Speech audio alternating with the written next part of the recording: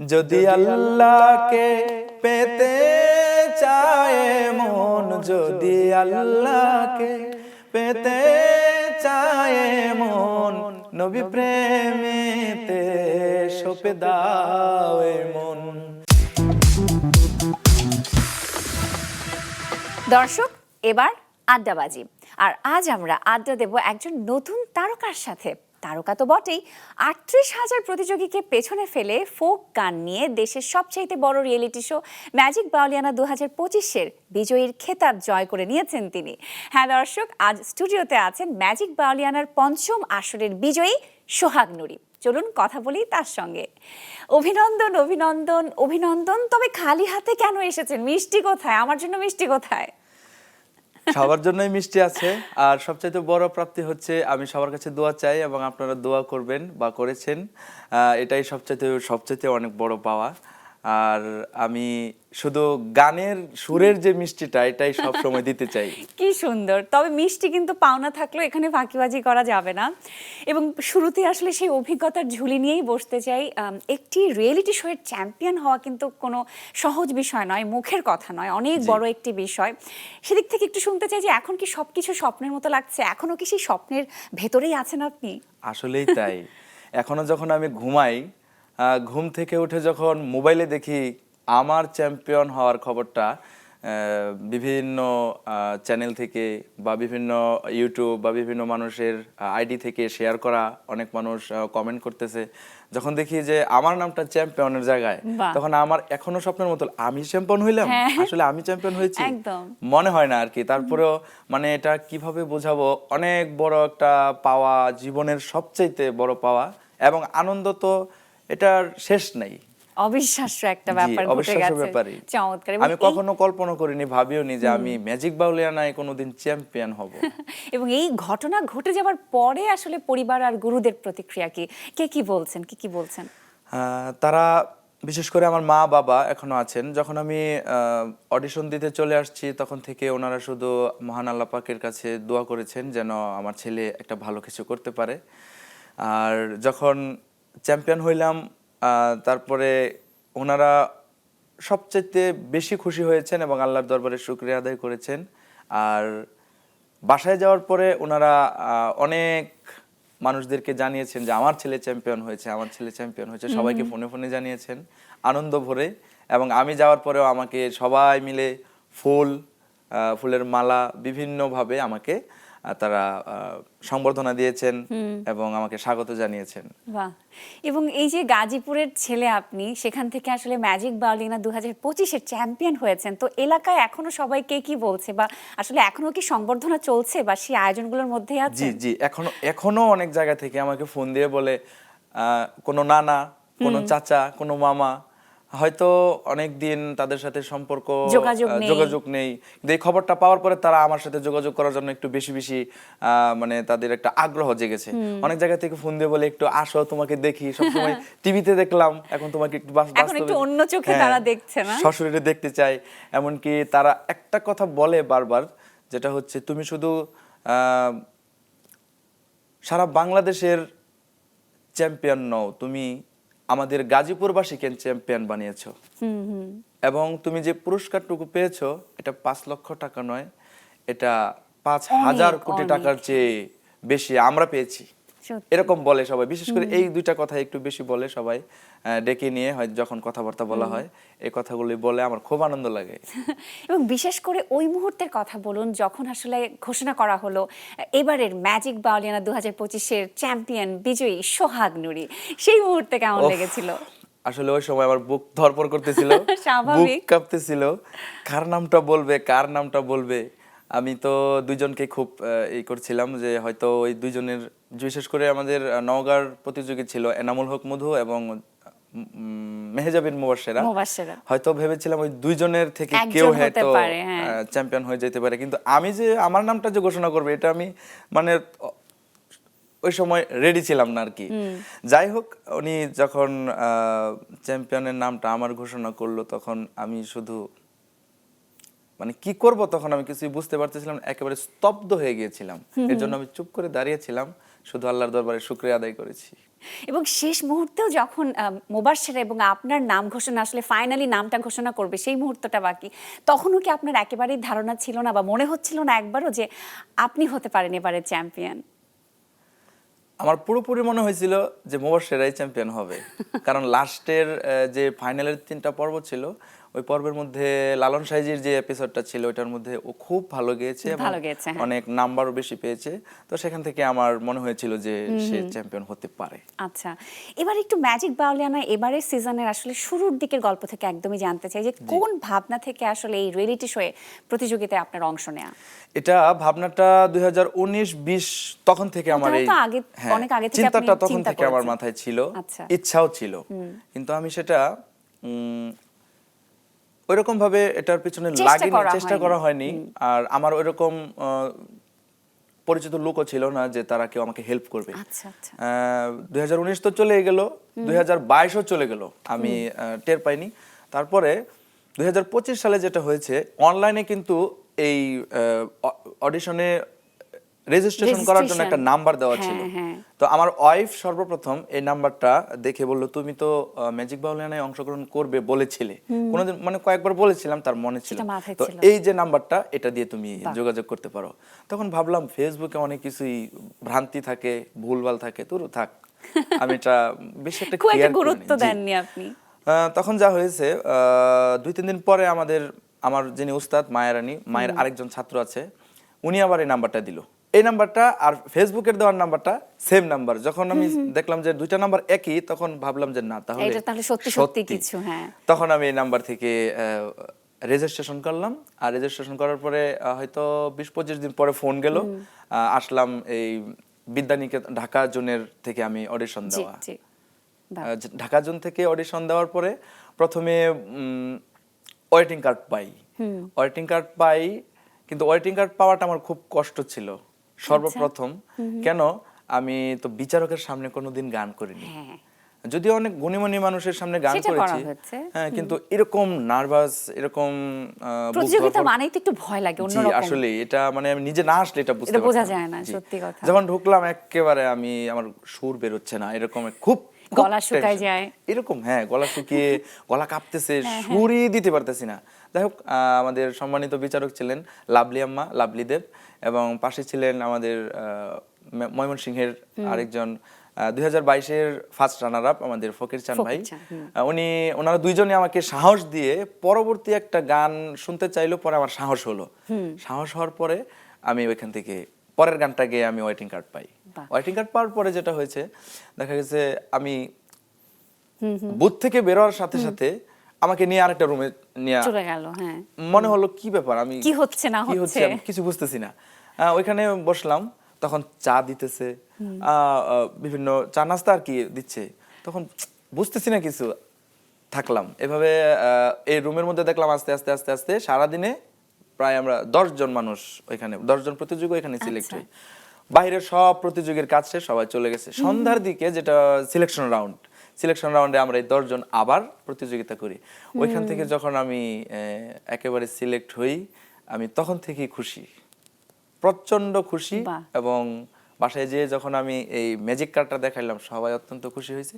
ওইখান থেকে সবাই আমার প্রতি দোয়া বেশি বেশি করে শুরু করলেন। এই দোয়ার আল্লাহর রহমতে এই দোয়ার খাতিরে এই পর্যন্ত পেয়েছি আপনাকে চ্যাম্পিয়ন হিসেবে। এবং একেবারেই চমৎকার একটা বিষয় যে একদম ওয়েটিং থেকে চ্যাম্পিয়ন হয়ে গেছেন আপনি। অনুপ্রেরণার একটা বিশাল জায়গা কিন্তু আপনার গল্পেই আছে। চমৎকার। এবার একটু এই আসরের আসলে 3 জন বিচারক হিসেবে যাদেরকে পেয়েছেন তাদের কথা শুনতে চাই আপনার মুখে, এবং তাদের থেকে আপনি কি শিখেছেন? মানে যা শিখেছি পুরো ম্যাজিক বাউলিয়ানার এই এক মাস প্রায় 20 দিন এই ক্যাম্পে থেকে যা শিখেছি, এটা মানে আমি গুণে শেষ করতে পারবো না। আর এটা মানে একেবারে হিসাবের অনেক বেশি। বিশেষ করে যেহেতু 3 জন বিচারকের কথাই বলা হচ্ছে, সবার আগে আমি বলবো আমাদের সম্মানিত বিচারক পার্থ স্যারের কথা। উনি প্রচুর পরিমাণে পরিশ্রম করেছেন। কেন? বিচারকের দায়িত্ব তো পালন করেছেনই, তার পাশাপাশি এই গানের যতগুলো মিউজিক এবং যতগুলো মিউজিশিয়ান ছিল তাদেরকে নিয়ে উনি প্রতিটা দিন, এরকমও শুনেছি সারা রাত্র উনি কাজ করেছেন, মিউজিক তৈরি করেছেন আমাদের জন্য শুধু। আর এই মিউজিক যখন অনেক সময় করেছেন, গান কঠিন করেছেন তখন সামনে বসেছিলাম বা ডানে বসেছিলাম, তখন দেখলাম যে মিউজিক আসলে কাকে বলে, কিভাবে হয়, এটা আসলে মূল সত্যি জিনিসগুলো কি কি, কিভাবে এগুলো করতে হয়। এখান থেকে আমার একটা মিউজিকের ধারণা হয়, বুঝি যে আসলে মিউজিক সুর জিনিসগুলো আসলে এরকমই। এই ধারণাগুলোও কিন্তু আমাকে প্রতিযোগিতা করতে সহযোগিতা করেছে, বুঝতে বুঝতে অনেক কিছুই বুঝেছি। তারপরে যদি বলি গুরুজি শফি মন্ডল গুরুজির কথা, উনি শিখিয়েছেন আমাদেরকে বিনয় কিভাবে থাকতে হয়, কিভাবে মানুষের সাথে বিনয়ের সহিত কথা বলতে হয়, বিনয় থাকলে মানুষকে আল্লাহ পাক কিভাবে কোথায় পৌঁছে দেয়, এটা শিখলাম। তারপরে আমাদের আরেকজন ছিলেন নিগার সুলতানা সুমি ম্যাম, উনি সুরের গানের ভিতরে যে কিভাবে ঢুকতে হয়, গানের সাথে নিজেকে ডুবিয়ে কিভাবে নিজে গান হওয়া যায়, এই জিনিসটা আমরা ম্যামের কাছ থেকে শিখেছি। অনেক কিছু, আরো অনেক কিছুই আছে, আরো অনেক কিছু। আর মেন্টরসদের কথা তো শুনতেই চাই, তাদেরকে নিয়ে কি বলার আছে এবং তাদের সাহচর্যে এসে আসলে কতটা নিজেকে সমৃদ্ধ করতে পেরেছেন? আহা হা, ওনাদের কথা বলে শেষ করতে পারবো না। ওনারা এক কথাই বাবা এবং মা যেভাবে সন্তানদেরকে লালিত পালিত করেন এই 1 মাস, এই 1 মাস 20 দিন ঠিক সন্তানদের মতো এই সবগুলা প্রতিযোগীদেরকে ওনারা সন্তানের মতো আদর করে আগলিয়ে ধরে রেখে আমাদেরকে এই গানগুলো তুলে দিয়েছেন। আর হ্যাঁ, অনেক সময় গানের একটু এদিক ওদিক একটু হবে, অনেক সময় একটু ধমক দিয়েও বলছে, যেটা হচ্ছে না ভালো করে কর, এটা তো আমাদের ভালোর জন্যই বলছে, এটা আমরা বুঝেছি এবং ওইটা গ্রহণও করেছি। আর প্রথমে যদি বলতে চাই আমাদের কামরুজ্জামান রাব্বি ভাইয়ের কথা, উনি বাংলাদেশের একজন গুণী এবং খুব পছন্দের একজন পছন্দ সবারই, আমার নিজেরও পছন্দের। ওনার গান একদিন আমি মঞ্চে থেকে শুনেছিলাম, তো এখানে এসে যখন ওনার পাশে আমি দাঁড়াইছি, এটাও আমার একটা বিশাল একটা আনন্দের ব্যাপার। আর ওনার যে কথাগুলো, উনি অনেক আধ্যাত্মিক লাইনের, অনেক মানে আধ্যাত্মিক জগতের অনেক অনেক কিছু বোঝেন, বিভিন্ন পর্যায়ে অনেক সময় অনেক গানের ব্যাপারে আমাকে অনেক কিছু বুঝিয়েছেন আড়ালে। এটা সবার সামনে হয়তো অনেক সময় বলেন নাই, কারণ এটা আমি বুঝবো এর জন্য, কারণ আমিও একটু আধ্যাত্মিক লাইনেরই, এটা উনি বুঝতে পেরেছিলেন, এর জন্যই আর কি আমাকে আড়ালে আড়ালে এরকম অনেক অনেক কথা বলেছিলেন। এটাও আমাকে অনেক অনুপ্রেরণা দিয়েছে। পাশাপাশি খায়রুল আসিফ ভাই, উনি সুরের ব্যাপারে, গানের ব্যাপারে সব সময় আমাকে, যেহেতু আমি ওনার গ্রুপে ছিলাম, উনি আমাকে প্রচুর পরিমাণে কিভাবে গানটা ভালোভাবে গাইতে পারবো, এক্সপ্রেশন কিভাবে দিতে, দায়িত্ব নিয়ে উনি একেবারে পুরোপুরি। আর লাভলি আম্মার কথা আমি বলে শেষ করতে পারবো না, মা তো মাই। আর উনি একটা কথাই বলতেন, সোহাগকে এত কিছু শেখাইতে হবে না, এটা আমার ছেলে, এটা পারবে এমনিতেই। ওনার একটা কনফিডেন্স ছিল এবং উনি সবাইকে আসলে এত আদর করে আপন করে নেন, চমৎকার। এবং যেহেতু ম্যাজিক বাউলিয়ানা এবারের আসলে গল্পই শুনছি, এবার গানে যেতে চাই। কোন গানটি শুনবো সেটা একটু শুনতে চাই, কেননা আমার ইচ্ছে করছে যে পুরোই আসরের আয়োজনে যে গানটি শুনে, যে গানটি আপনি গেয়েছেন এবং সব থেকে ভালো গেয়েছেন, শুনে সবাই মুগ্ধ হয়েছে, সেই গানটি শুনবো। আমরা যখন সেরা 19 থেকে স্টুডিও রাউন্ড থেকে আমরা সেরা 15 আসি, তখন একটা গান করেছিলাম আমি, নবীর নাতি রসুলের উপরে একটি কাওয়ালি গান। এই গানটি আমাদের 3 জন বিচারক সহ, 3 জন গুণী মেন্টর সহ, এবং ওখানে যারা ছিল বাকি প্রতিযোগীরা সহ, দেশের মানুষ সবাই এত পছন্দ করেছেন, খুব ভালো হয়েছে গানটি। ওই গানটি আমি এখন আপনাদেরকে একটু শোনাইতে চাই। একদম শুনি। যদি আল্লাহকে পেতে চায় মন, যদি আল্লাহকে পেতে চায় মন, নবী প্রেমেতে সঁপে দাও এ মন, নবীর প্রেমে সঁপে দাও এ মন, যদি আল্লাহকে। আজ আকাশে বাতাসে জয়ধ্বনি, শুনি রাসূল নামের গুণ কাহিনী। আজ আকাশে বাতাসে জয়ধ্বনি, শুনি রাসূল নামের গুণ কাহিনী। রহমতের নবীর মধুর বাণী, রহমতের নবীর মধুর বাণী, গাহিয়া উঠিল মেরা মন, যদি আল্লাহকে পেতে চায় মন, নবী প্রেমেতে সঁপে দাও এই মন, নবীর প্রেমে সঁপে দাও এই মন। বাহ, অসাধারণ। আরো অনেক অভিজ্ঞতার কথা শুনতে চাই এবং পুরো আয়োজনে আসলে আপনার সাথে আরো অনেক প্রতিযোগী তো ছিলেন, তাদের সম্পর্কে শুনবো। পুরো বাংলাদেশ থেকে প্রায় 40 জন প্রতিযোগীকে সাথে নিয়ে স্টুডিও রাউন্ড শুরু হয়েছিল। আপনার সব থেকে কাছের বন্ধু কে বা কারা ছিল? আসলে সবাই খুব ভালো বন্ধু ছিল, তারপরেও দু একজন তো একটু বিশেষ থাকেই। তার মধ্যে আমি বলবো গাজীপুরের আমাদের আরেকটা ভাই ছিল, মাহবুবুর রহমান মাহফুজ ভাই, যিনি টপ 10 থেকে বিদায় নিয়েছিল। তার সাথে আমার খুব একটা বেশি আত্মার আত্মীয়র মতো সম্পর্কটা গড়ে উঠেছিল। পাশাপাশি আর ব্রাহ্মণবাড়িয়ার আরেকজন ভাই আছে আমার, উনিও খুব আদর করতো আমাকে, উনি একটু পাগলামিও করতো, খুব আনন্দ রাখতো আমাদেরকে। উনি হচ্ছেন আমাদের রুবেল ভাই, রুবেল রানা ভাই। তারপরে এই দুইজন একটু বেশি ছিল। তারপরে যদি যাইতে চাই, আমাদের কবির তালুকদার ভাই ছিলেন ময়মনসিংহ জোন থেকে, আমির ফকিরও ছিলেন। আর মেয়েদের মধ্যে যদি বলি, আমরা তো আর সবসময় মেয়েদের সাথে যোগাযোগ করতে পারি নাই, কারণ আমরা এক পাশে ছিলাম, ওনারা আরেক পাশে ছিল। কিন্তু আমরা যখন খাইতে গেছি, যখন গান রিহার্সাল করতে গেছি, একসাথেই ছিলাম। তাদের মধ্যে আমার বেশি ছিল হচ্ছে মোটামুটি যে আমাকে বাবা বলে ডেকেছিল, মেহজাবিন মুবাশশেরা, ফার্স্ট রানার আপ হয়েছে। আমরা বাপ মেয়ে একটু বেশি কাছের ছিলাম আর কি। সম্পর্কটা খুব গভীরই। আর যদি বলি রজনী আপু, আখি আপু, ওনারা খুব, দেবজানীও আমাদের সিলেটের বন্ধু ছিল, দেবজানী, উনিও বাবা বলে ডাকতো, সেও খুব ভালো মনের মানুষ ছিল। তো এনারা খুব কাছের মানুষ ছিল আর কি, ওনাদের সাথে খুব ভালোভাবে মনের কথাগুলো শেয়ার করতে পারতাম। আর দ্বিতীয় রানার আপ এনামুল হকের কথা তো শুনতেই চাই, এবং সেরা পাঁচে শেষ পর্যন্ত তো আপনারা দুজনই ছেলেই ছিলেন, সো তার সঙ্গে আপনার বন্ডিংটা কেমন ছিল? আসলে মধু ভাই একটু এরকম মানুষ, সব সময় আড্ডা দিতে তেমন একটা পছন্দ করতো না, একটু একা একা থাকতে ভালোবাসে সে। সে আমাদের আমরা যখন টপ 5-এ আসি, তখন একটা আড্ডা হয়েছিল। সেই আড্ডার মধ্যে উনি এটা বলেছেন যে আসলে আমি একটু একা থাকতেই বেশি পছন্দ করি। আসলে উনি একটু একা থাকতে বেশি পছন্দ করেন। আসলে বাউলের বিশেষ করে ধারাটা এরকমই, অনেকেই এই একা থাকাটা একটু পছন্দ করেন। হয়তো একা থেকে উনি ওনার স্রষ্টাকে স্মরণ করেন, বা ওনার উস্তাদের কথা স্মরণ করতে পারেন, বা আধ্যাত্মিক কোনো কিছু ভাবেন, বা সাধনাও করতে পারেন। জি, ধরন থাকে তো হয়তো এরকম। তো যখন উনি দেখতাম যে উনি অনেক সময়, আমার ইচ্ছা হতো যে মধু ভাইয়ের সাথে একটু আড্ডা দেই, একটু কথা বলি, তো দেখতাম যে হয়তো উনি অনেক সময় ওনার তসবিহ হাতে থাকতো, তসবিহ হাতে হয়তো উনি কোনো কাজ করতে হয়তো। তো যখন দেখতাম উনি এরকম একটা ভাবে আছে, তখন উনাকে তেমন একটা ডিস্টার্ব করতাম না। তো আস্তে আস্তে যখন আমরা টপ 5-এ যে প্রায় শেষ পর্যায়ে যখন আসলাম, তখন মধু ভাইয়ের সাথে একটু মানে কথাবার্তা বলতে বলতে একটু হয়ে গেল। তখন একদিন আমরা প্রায় 2-4টা পর্যন্ত ওনার বিছানায় বসে আমরা দুই ভাই মিলে অনেক গল্প করেছি। আসলে উনি অনেক ভালো মনের মানুষ, আর উনি খুব সহজ সরল একজন মানুষ, এবং ওনার বিনয়তা অনেক অনেক ভদ্র মানুষ, খুব, উনিও খুব ভালো। খুব সুন্দর। এবং যেহেতু গল্পে গল্পে আপনিও বলছিলেন যে মুবাশশেরার সঙ্গে আসলে আপনার যে প্রথম রানার আপ হয়েছে, তার বাবা মেয়েরই সম্পর্ক, সেই বন্ডিংটা তো আসলে অন্য রকমের।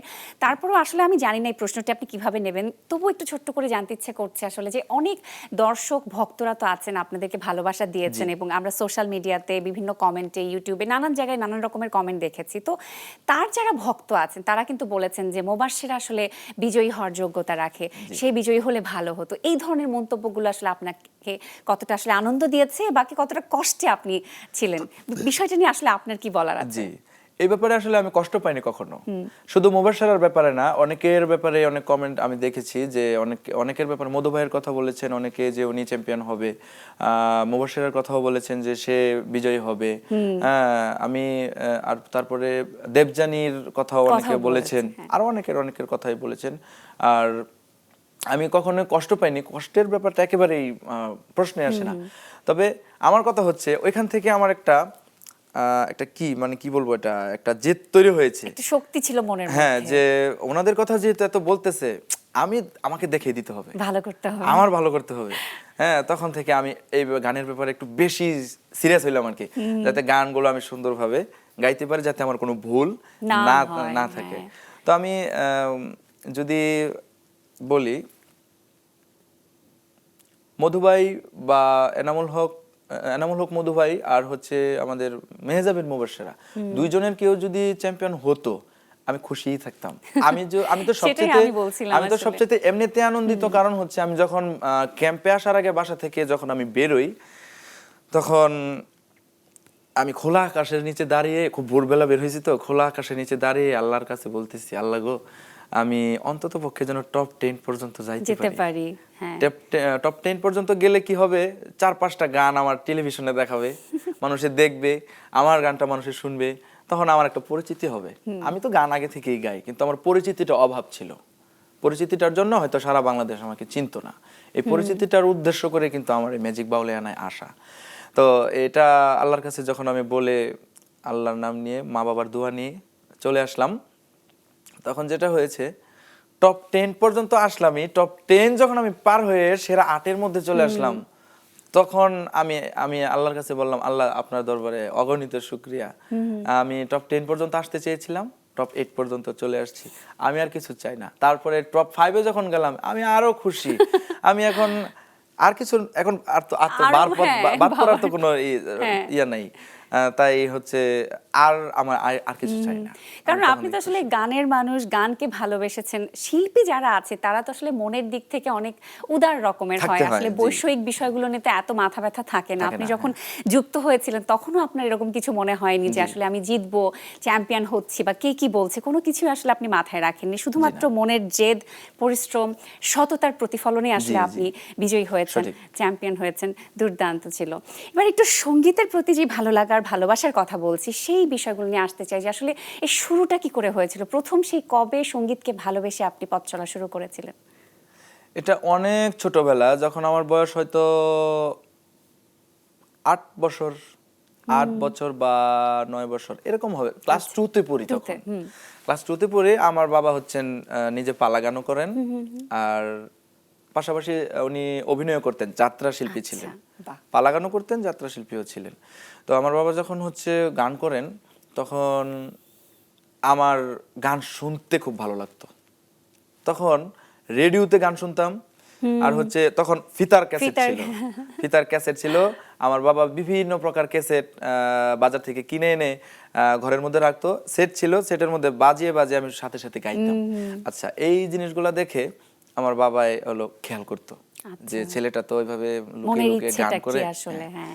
তখন একদিন হঠাৎ দেখে যে আমি খালি গলায় একটা গান আমি তুলে ফেলছি, মানে শুনে শুনে একটু একটু আমার হচ্ছে।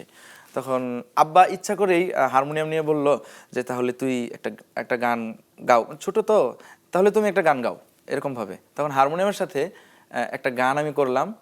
তো এরকম ভাবে 2-3টা গান আমি শিখছি। শিখা যখন হয়ে গেল, তখন হঠাৎ একদিন আমার বাবার সাথে আমি প্রোগ্রামে চলে গেলাম। আচ্ছা। প্রোগ্রামে চলে গেলাম, আমার বাবাই আমাকে নিয়ে গেল। তখন ছোট তো, ওনারা পালাগান করেন। পালাগান করলে কিন্তু যেটা হয়, দুইজন শিল্পী থাকে, উনি প্রশ্ন করে, একজন প্রশ্ন করে, একজন উত্তর দেয়, আরেকজন প্রশ্ন জি, করে, জি। আরেকজন উত্তর দেয়, যে কোনো একটা বিষয় থাকে। তো মাঝখানে আরেকজন গান করার সুযোগ থাকে না। তখন আমি গান শুনতে শুনতে শুনতে শুনতে ঘুমিয়ে পড়তাম। হঠাৎ যখন পালা শেষ হইতো, আমাকে ডাক দিত, সোহাগ উঠো উঠো উঠো, তাড়াতাড়ি উঠো। তো উঠেই আমি চোখ ডলা দিয়ে আমি গান শুরু করে দিতাম, উঠো তুমি এখন একটা গান করবা। কারণ একদিন প্রথম আমি যেদিন গান করলাম, আসলে সঠিক মনে নেই কোন জায়গায় যে গান করেছি, কখন কিভাবে জি। শুরু হয়েছে সেই ভালোবাসা? শুরুটা এভাবেই, কিন্তু কোন জায়গায় যে গান করেছিলাম সেটা মনে নাই। যাই হোক, যখন গান করলাম, মানুষ এত আদর করলো আমাকে, এত সাপোর্ট দিল মানুষ, খুব খুশি দোয়া ছিল করতে, সবাই, তখনই দোয়া করতে শুরু করলো যে আপনার ছেলে, আমার বাবাকে বললো যে আপনার ছেলে কোনো একদিন আপনার নাম উজ্জ্বল করবেন, বাহ। বাংলাদেশে একটা তার ভবিষ্যৎ উজ্জ্বল। সেখান থেকে এটা শুরু। কি সুন্দর স্বপ্নের একটা গল্প শুনে নিলাম ছোট্ট করে। এবং এই ধরনের রিয়েলিটি শো নিয়ে কিন্তু বাহিরে থেকে আসলে অনেকেরই অনেক রকমের ধারণা আছে। আপনি এখানে অংশ নেবার আগে আসলে আপনার কি ধারণা ছিল, এবং যুক্ত হবার পর নতুন কি কি ভাবনা যোগ হয়েছে, বা নতুন কি কি দেখেছেন আপনি? এটা যদি বলতে যাই, আসলেই আমি যা দেখলাম এসে, এরকম ধারণা আমার 50% ছিলই না। কিরকম, আমি ভাবতাম যে গানের ব্যাপারে যেটা হয়, আমরা যদি নিজের থেকে একটা সুরকে একটু অন্যরকম করতে চাই নিজের থেকে, যে একটা ভালো লাগার একটা বেসিক সুরটাকে আমরা রেখে একটু আলাদাভাবে একটু দিয়ে, যাতে আমরা একটু অন্যরকম নতুন ভাবে একটা আর কি এরকম এই জিনিসগুলা বিচারকগণ কিভাবে নেবেন, এটা আমি একটু কনফিউজ ছিলাম যেটা হবে কিনা। আর আরেকটা হচ্ছে যে অনেকেই বলতো যে টাকা ছাড়া কিছুই হয় না, এটা বলতো। তাই আমিও মানে সরলভাবে মানুষের কথা অনেক সময় বিশ্বাস করে ফেলি, স্বাভাবিক। তাই আমি জিনিসটা ভাবতে ভাবতে চিন্তা করলাম, টাকা দিয়ে যদি হয় তাহলে আমি কষ্ট করে এই প্রতিযোগিতা করে লাভ কি, তাহলে কি হবে, যাক সব চিন্তা ভাবনা বাদ দিলাম, যে দেখি। তারপরে আসার পরে যে জিনিসটা দেখলাম, আস্তে আস্তে প্রথম যেদিন আমি ম্যাজিক কার্ড পেলাম, তখন আমি যে বিচারকদের কাছ থেকে যে কমেন্টগুলো শুনেছি, ওনাদের কমেন্ট শুনে আমার একটুও মনে হয়নি যে এটার মধ্যে টাকার কোনো ব্যাপার আছে বা ঘুষের কোনো ব্যাপার আছে। অনেকেই অনেক কমেন্টে অনেক কিছু বলেছেন, কিন্তু এই জিনিসগুলো আমি আজকে টেলিভিশনের সামনে বলতে চাই। এই বিনোদন সারাদিনের অনুষ্ঠানে এসেছি আমি জীবনের প্রথম আজকে, এটাও একটা নতুন অনুভূতি, আনন্দ। আমি বলতে চাই, যারা এরকম ভেবেছেন, এটা আপনাদের অত্যন্ত ভুল ধারণা, এটা আমি নিজে প্রমাণ। কারণ টাকা দিয়ে যদি হইতো তাহলে আমার কত টাকা দেবে বিচারকদেরকে, এখানে কোটি কোটি টাকা ইনভেস্ট করা একটা অনুষ্ঠান, কত টাকা দিবে? আসলে এই ধরনের কিছুই না, এটা আমি নিজের চোখে প্রমাণ। আর আমি অত্যন্ত খুশি যে সুরের ওই যেটা বললাম, গান আমরা যেভাবে বাহিরে গাই, ওইভাবে গান করলে কিন্তু এটার তো নিজের মতো করে, কিন্তু বিচারকের সামনে গান গাওয়া আর প্রতিযোগিতায় গান গাওয়া বা স্টুডিওতেও গান গাওয়া, এটা পুরাই একটা আলাদা ব্যাপার। কারণ এখানে একটা হিসাবের ভিতরে গান গাইতে হয়, একটা রোলের ব্যাপার থাকে। তো এই জিনিসগুলো শিখলাম, দেখলাম। এই ব্যাপারে যদি বলতে চাই, আগের বাহিরে থাকার যে একটা আইডিয়া ছিল, এটা ধারণা ছিল, সেটা পুরাই চেঞ্জ হয়ে গেছে, যেটা নিজের চোখে দেখলাম আর কি। এবং আপনি কি বিশ্বাস করেন এই ধরনের আসলে রিয়েলিটি শো নতুন শিল্পী অনুসন্ধানের ক্ষেত্রে এবং সেই সাথে আসলে তাদের গানের জীবনে বা যে ক্যারিয়ার নিয়ে তারা ভাবছে বা সেই স্বপ্নের ক্ষেত্রে কতটা সহায়ক ভূমিকা পালন করে? অবশ্যই, এটা 100 বার আমি ভাবি এবং মনে প্রাণে বিশ্বাস করি। যেমন আমি আমার কথাই বলি, যেহেতু মালিকের ইচ্ছায় ফার্স্ট হয়েছি বা চ্যাম্পিয়ন হয়েছি, চ্যাম্পিয়ন হওয়ার আগ পর্যন্ত তো আমাকে এখন যতটুকু মানুষের চিনেছে, জেনেছে, এর আগে এত মানুষের চিনতো না। তাহলে এটা ধরে নিয়ে যদি আমি বিভিন্ন জায়গায় প্রোগ্রাম করতে থাকি, বিভিন্ন চ্যানেলে প্রোগ্রাম করতে থাকি, বিভিন্ন বড় বড় মঞ্চে গান করতে থাকি, সারা দেশের মানুষ যদি এভাবে চিনে, তাহলে তো স্বপ্ন পূরণ হওয়ার আর বাকি থাকে না। তাহলে এরকম একটা রিয়েলিটি শো মাধ্যমে একটা মানুষ যখন সে ফার্স্ট হোক, দ্বিতীয় হোক, তৃতীয় হোক, মানে ভালো একটা পর্যায়ে গেলে তার স্বপ্ন পূরণ হবেই হবে, আমি আশা করি। আর ম্যাজিক বাউলিয়ানার উদ্দেশ্যটা সেটাই, যে এই দেশ থেকে প্রতিভাবান শিল্পীকে খুঁজে নিয়ে আসা। বাহ, চমৎকার। গান নিয়ে আপনি কি স্বপ্ন দেখেন, কতদূর যেতে চান গান নিয়ে?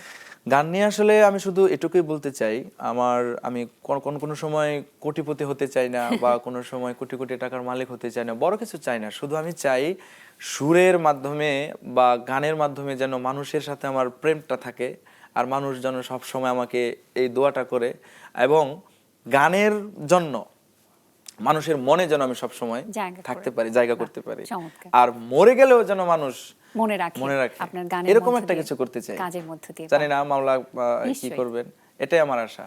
চমৎকার। এবার তো একটা গান শুনে নিতে চাই, এবং আমি তো সেটা দেখতে পাচ্ছি বেহালা আছে, বেহালা নিয়ে একটা গান শুনতে চাই। কোন গানটি শোনাবেন, বা একটু সেই গানটি শুনতে? বেহালা দিয়ে যদি শোনাতে চাই, তাহলে একটি একটা বিচ্ছেদ গান শোনাইতে চাই। আচ্ছা। কারণ আমরা বাউল গান করি, তো তার মধ্যে বিচ্ছেদী একটা আলাদা একটা আছে, যেটা একটা অপশন। সেই গানটি, একটা গান আমি শোনাইতে চাই।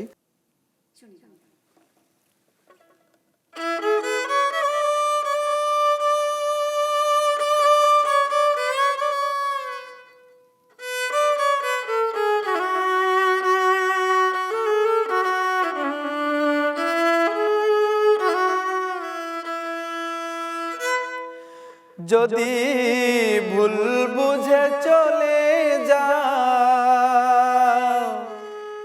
যত খুশি ব্যথা দাও, সব ব্যথা নীরবে সইব বন্ধুরে, তোমার লেখা গান আমি গাইব বন্ধুরে, তোমার লেখা গান আমি গাইব। ভুল বুঝে চলে যাও, যত খুশি ব্যথা দাও, সব ব্যথা নীরবে সইব বন্ধুরে, তোমার লেখা গান আমি গাইব বন্ধুরে, তোমার লেখা গান আমি গাইব। মন বাগানের ফুল বনে তুমি বনমালী, সেদিন তো ছিলাম আমি প্রথম গানের কলি।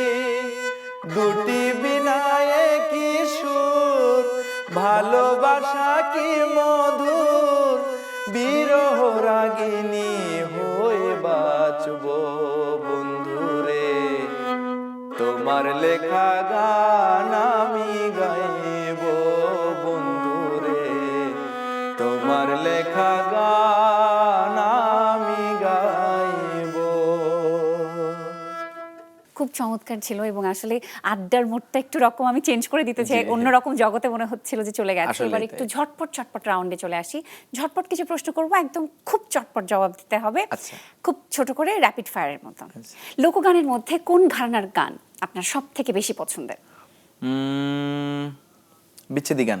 এবং লোকগান ছাড়া আর কোন ধরনের গান আপনি বেশি করে থাকেন? নজরুল সঙ্গীত কিছু কিছু করি।